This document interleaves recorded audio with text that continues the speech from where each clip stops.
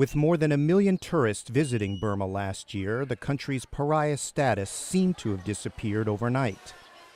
Previously, during decades of military rule, Burmese reporters were among the most restricted in the world. State-run media controlled the dissemination of hard news, and independent journalists were heavily censored.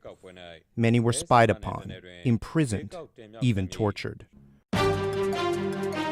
The only objective news coverage available was produced by the country's exile media and foreign broadcasters such as the Voice of America, BBC, and Radio Free Asia.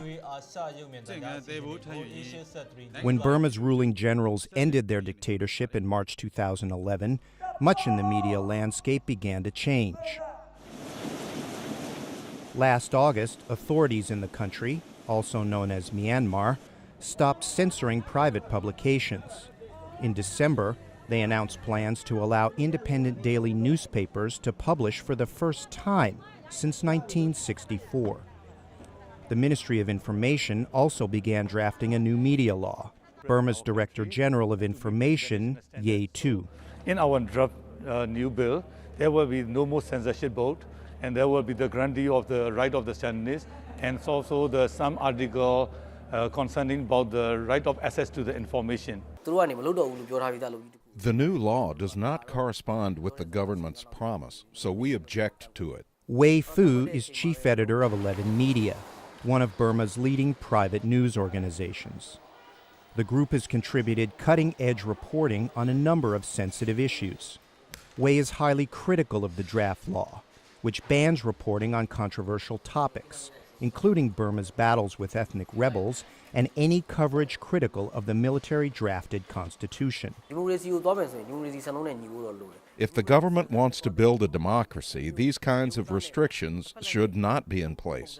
If Parliament passes the draft law and it impacts the Burmese media, we will fight it in every way possible. The bill has sparked protests by Burmese journalists such as this one last August. But Myanmar Journalists Association Vice President Thiha remains optimistic. The reform process has a huge impact on the media landscape in Myanmar. For example, there is this private print media which have been existing for like 40, 50 years under two military regimes, but with very strict restrictions like censorship, pre-press censorship, etc. But it's all gone, starting August last year. So 48 years of censorship, pre-press censorship is gone. Thiha spent years battling with censors and is highly critical of the draft media law. He predicts Burmese journalists won't be as free as their Filipino or Thai colleagues. But his hope, and that of others in Burma, is that the government will allow more press freedom than currently exists in neighboring countries such as China or Cambodia. Mark Snowiss, VOA News.